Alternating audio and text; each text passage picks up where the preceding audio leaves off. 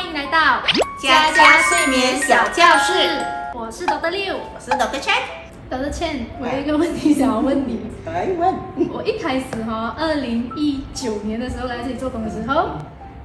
你是我第一个遇到的牙医，会一直在那边讲呼吸道、睡眠、打鼾。那其实我之前遇过牙医啊，去过其他的牙科诊所，都没有听过有牙医会一直强调这一块。然后其实我一开始我也不太了解，其实睡眠啊、打鼾这一个跟牙齿、牙医的角色之间有什么联系？你可以分享看看，你到底是因为什么事情，你会很有兴趣的想要继续研究这个领域吗？ OK， 好，我跟你我告诉你哦，其实我孩子啦，最小的儿子，然后就从小呢就打鼾很大声，然后当时我们都以为他是那种，哎呀，这个孩子每天玩到这么累，每天累了，然后他打鼾是真的很大声的那种，然后我们就以为他是累哦啊，然后他就是时常流鼻血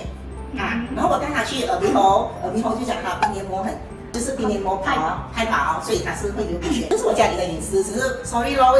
为了给大家更了解为什么我走上学习睡眠这个课程呢？其实是因为我家里两位最亲的人，就是我的儿子、我的老公，都是打鼾的。先跟老公道歉啊，先跟老公道歉。sorry 老公，我每次把你当做例子，因为呢，我一定要告诉大家为什么我这样积极的学习，我要把这个东西学好，然后呢可以帮助我最爱的儿子和我最爱的老公。当我发现我的孩子打鼾的时候，我当时是不知道说打鼾是我们可以从牙齿一些构造啊去处理的，就是在机缘巧合下，替他做了牙齿矫正，那就发现，诶，这个孩子的打鼾声没有这个打鼾声没有，然后就发现孩子从小就是比较很爱动的，然后很爱动的，对，就是那种不能专心读书。过后我们就发现，这个孩子成熟很多，这孩子真的是，就是说以前是他担心他不及格的，现在好他可以跟我讲，因为我是那种拿几个 A 的人了，所以我就觉得真的是有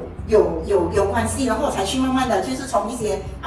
其实是先去台湾去了解。所以其实你的孩子做了牙齿矫正过后，然后你无意间发现他的学习能力突然间变好，然后他的行为也对，他就没有这么爱玩了然后他比较能够专注了。所以你就可能从那一件事情就想，是不是跟牙齿矫正之间是有一些关系？对，所以你才更深入的去对，其实就是不是我儿子而已，就是很多人他们的口腔呢其实是比较窄的，就是因为牙齿排列不对很窄然后一些口腔的那个肌肉没有真正的训练好，变成这些口腔很窄，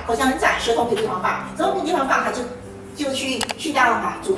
塞那个呼吸道，所以变成儿子睡觉的时候呢，那个空气经过那个软腭的时候，他整段会发出这个声音。然后这个只是我们很以为是打鼾只是发出声音而已，其实呢，在一个小孩子的成长呢，它是会影响说一些小孩子的那个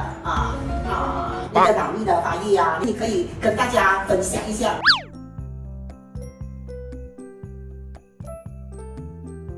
那时有一个小朋友，就是小病人，应该9岁他一开始来的时候，其实他的妈妈是建议他龅牙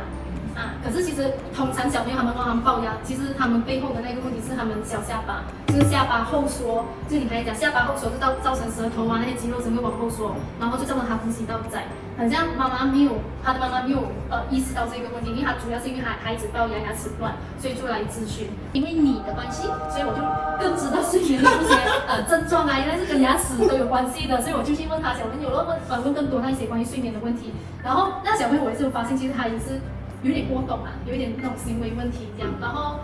就是做一些也是像牙齿矫正的治疗，可是我们就是没有做那种拔牙治疗因为小朋友他们的那个下巴还有机会发育，就是让他下颚可以往前发育的那一个治疗，然后训练他的舌头，做一点肌肉的训练。然后我是有发现到他孩子的那一个行为真的是180度转变。哇！所以妈妈也是有发现妈妈第一个发现是我孩子没有龅牙了，可是那个你有发现你孩子比较可以配合嘛，然后他专注力比较好，他是是真的有。因为其实很多人来诊所呢，来牙科诊所，他们在意的就是说那个牙齿会龅牙。可是当我们深入去了解之后，我们会跟医生解释之后呢，其实